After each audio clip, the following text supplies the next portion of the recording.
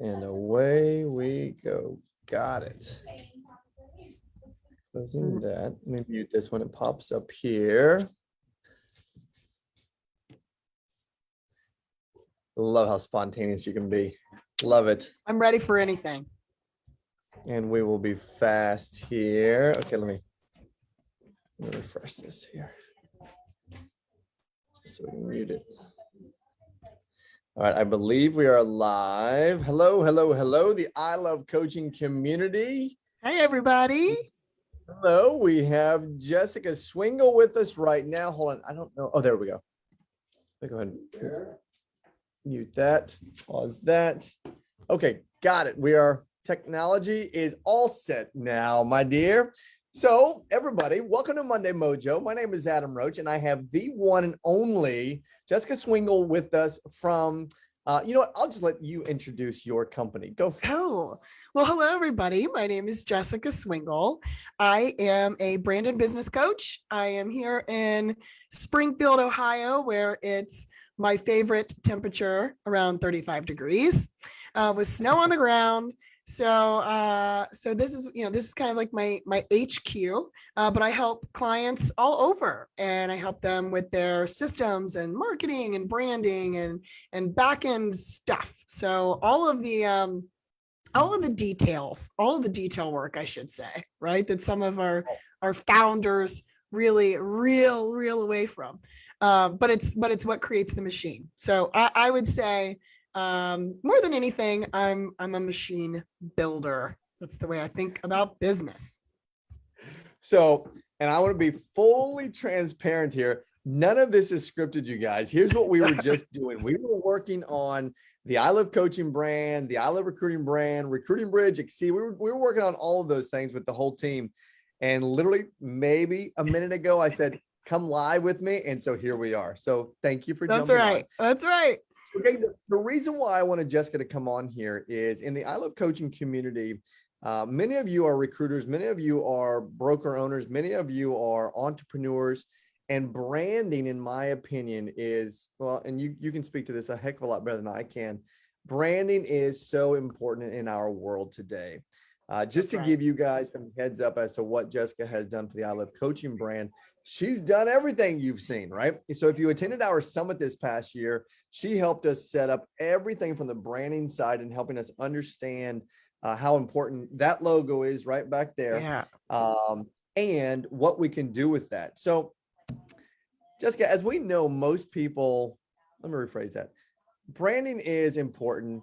And if you were speaking to a layman, what would you share with them as to why it is important? The way that I think about branding is storytelling. So branding is really about telling your story and attracting the kind of energy that you want to attract, right? We don't want to, like they say, cast our net too wide. We want to target a specific kind of people that we want to serve in our businesses. And so branding is just a way of signaling to the right people. What I do find a lot is there's a gap. So I always say, mind the gap between who you want to serve and what kind of energy you want to attract and what kind of business you want to do, and what kind of energy you're actually attracting and what people you're actually doing business with, right? And there's always sometimes a misalignment. And sometimes it's not on purpose. We can't see what the public sees. We can't objectively look at our company and our brand and make sense of it in the way that an objective customer could. I always say that it's kind of like being too close to the sun, right? But in brand building, we want to kind of pull you away, sit you down, and have you start thinking about how you want to really show up in the universe, how you really want to show up as a business or as a personal brand, and both, and how those things tie together, because it is so important to the kind of business that you end up doing, right? So, and it's all about telling the right story to the right people. Oh, Adam, I lost you. Yeah, no, that was me. Okay, go ahead. I want to drown out our function and our production behind us here. I don't want to get us too loud. With your clients that you work with, and they show up to you and they say, that is exactly what I want. How do I get it? Right? How do I get this vision? How do I get what I have up here out to you, a specialist that could then take what I have up here and bring it to life? What do you do? How do you get this out of my head? So the way that I approach it is I start with stripping it all down to black and white words. A lot of times when people will come to me, they'll think about branding as your logo, right? So that's exactly what we think of when we think of branding. We think of your logo, your colors, your visuals. But for the first, and Adam, you kind of experienced this too. It's like, why isn't anything happening? That's kind of like it's the urgency to create the visual, but really branding starts with mapping out on paper in black and white what your vision is, what your mission is, who you're really trying to serve, right? What that person looks like, what your offer is. What are you offering? Really, sometimes, a lot of times, people don't even think about that. They think it's super intuitive what they offer to people, but it's not intuitive to the external world. So we say, what are we offering? How are we packaging it? How are you delivering it? How much? What are you priced? We kind of talk about all of that, and then we build the brand around it, right? So branding is more than what people think it is. And so part of my job is explaining to people how branding is bigger than their logo, right? And it's also different than marketing, which is a key point that I've been kind of espousing this message because I had to learn it myself. We think of branding and marketing as the same thing, but really branding is who you are, and marketing is how you get your message about who you are out into the universe. They're two different things. They're absolutely connected, but we can't run a Facebook ad, right, without having some messaging, knowing who your target audience is, where are your visuals, what are your CTAs, right? So there's a lot of work that you can do when you build a strong brand that's going to set you up for success in any type of marketing you pursue. Right. So it all starts with branding. It all starts with who you are. What do you represent? What are the words that you use to describe your company, to describe what you do? All of those things are super important. And then we put on the fun stuff, the sprinkles, which is the colors, the font choices, right? All of that graphic designy stuff. But you can't get there. You really can't get there, and you shouldn't jump to it either. It's a kind of like a rookie mistake. It's something we all do, and I always did too. But we shouldn't jump to that until we really have a strong foundation of just basic words to define, where we're going and what we want this to look like. Does that answer your question, Adam? It definitely did. Yeah, for sure. That's so good. And I gang. As we sit here and talk just openly as flawed humans, I made all of those mistakes and I'm still making those mistakes. And I have a wonderful integrator who handles all of those mistakes with you. Yes. And I love how you coach that. Now, curious, let's talk about that. I'm more in the visionary brain, right? I am the visionary. I don't see many things small down here. I don't see the back ends. I just want to go. What would you say to someone very similar in our situation, right? With the importance of finding an integrator that can handle the smaller details, or they're not even small details. Let's be real. They are huge details that make everything go, right? So let's speak to the visionary and the integrator here. Yeah, that's such a great point. And it's something that I truly came to surface for me in 2021. I have a partner with my real estate investor network. His name is Robin. He's very much the visionary. He's very much the ideas guy. And there was a lot of anxiety and tension throughout the year because he Wait, did you get him one of these? Yeah, Sorry for interrupting. Yes, yes, Adam, An I inside did. joke here. Yes. And you know what? And that was probably me projecting when I told Caroline, look, I know Adam's going to come back from this trip. He's going to have a ton of ideas and we've got to stop it. No, not stop it, but we have to channel his energy, because what happens is, and by the way, you didn't do that. You didn't come back and, overzealous with ideas. But the idea is that visionary mindset typically does that.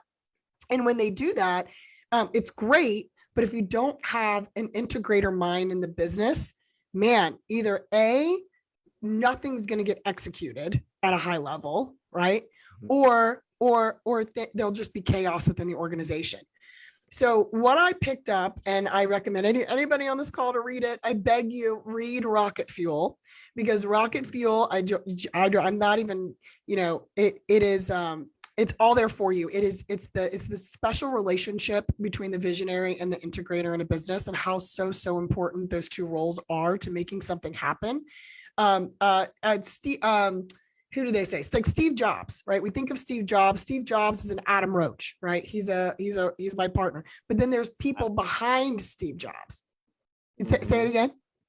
I was going to say Steve Jobs and Adam Roach has a great ring to it. I can yeah. I mean, it's like, it's all in the same category, Adam.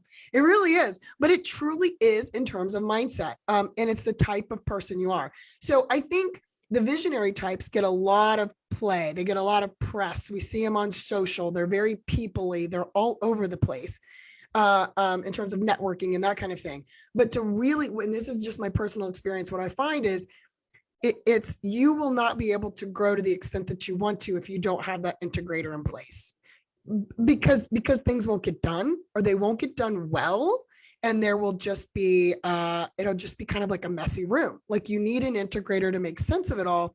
And then, and the other thing is, you need an integrator to prevent organizational whiplash. So the reason why I finally told my other partner, Rob, I don't know if he's seeing this, he knows I'm talking about him. I said, Rob, you have to reread this book.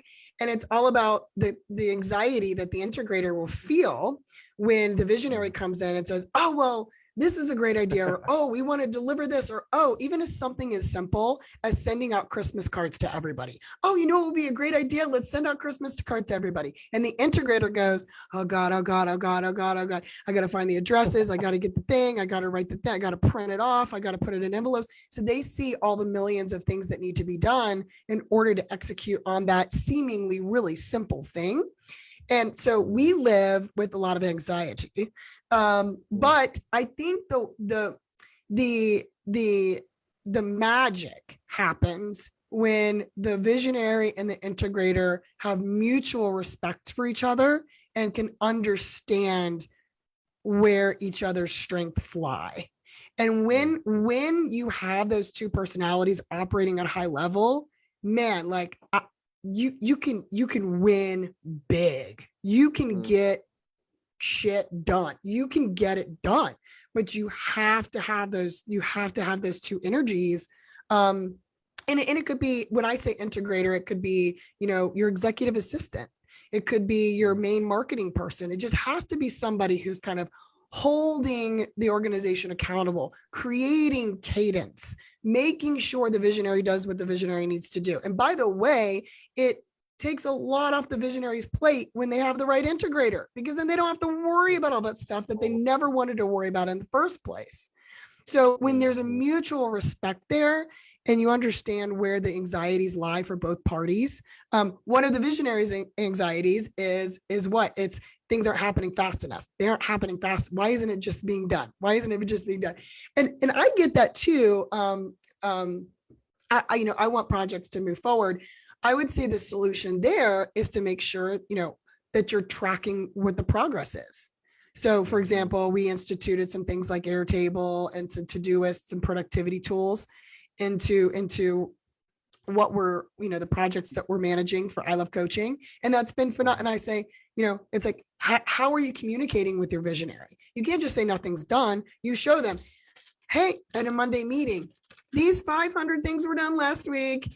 and it kind of it calms the visionary down a little bit, like things are moving, right? And it allows the integrator to keep things on track. So yeah, it just, they're two totally different superpowers, right? But you need both of them.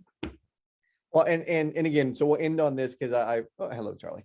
I want everyone to hear that, right? And here's what I want you all to hear is it's okay to get your integrator into coaching in the branding Yeah. space, Oh right? yeah. It's Oh yeah.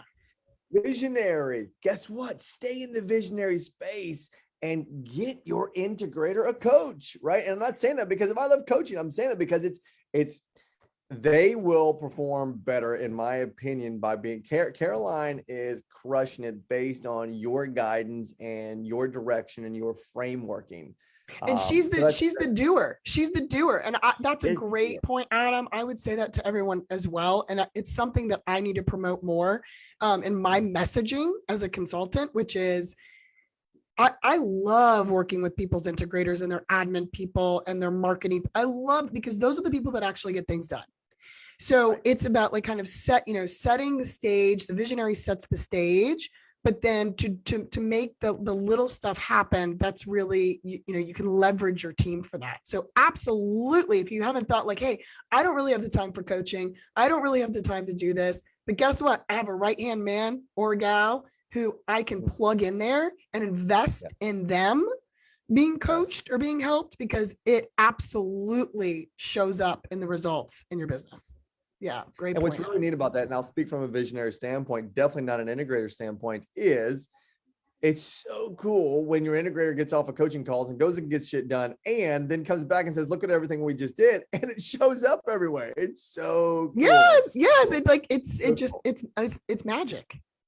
Yeah. And so on the flip side of that, real quick, if you are a visionary, and as we're saying in this lane here, this conversation, you get coached too, right? You get coached by Jessica and get coached so that, again, you can go find an integrator. You can take all the stuff that you learn and give them to that integrator and keep that person getting coached too. Okay.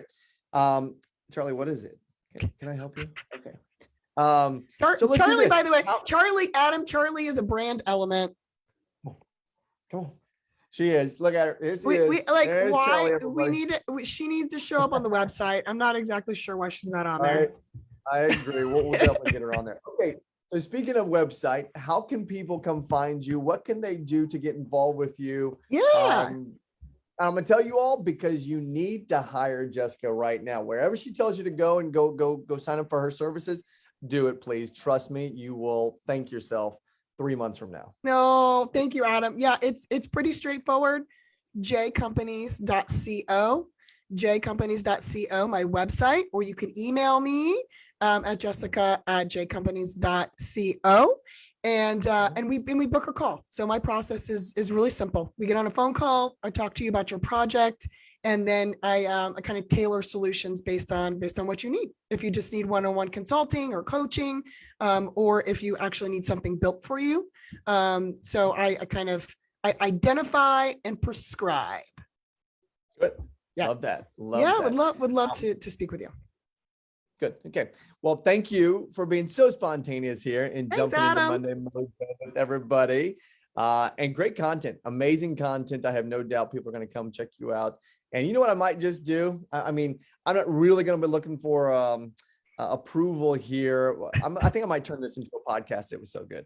So you might now be on the I Love Coaching podcast with just recording right here. Hey, never be scared to say yes, because you don't know what it'll turn into, right? Sometimes you just have to put yourself out there. Agreed. All right, my dear. Thank you for your time. Thank you for all the work you're doing with inside of I Love Coaching. Thank you for all the work you're doing with Caroline. And I know our relationship will not only continue to grow, it's going to explode here in the near future. So thank you, Adam, for being coachable. Always, right? Coaching solves everything. That's what we say. Yes. All right. See you, everybody. See you next week, Monday Mojo. Bye. See you guys. Let's see.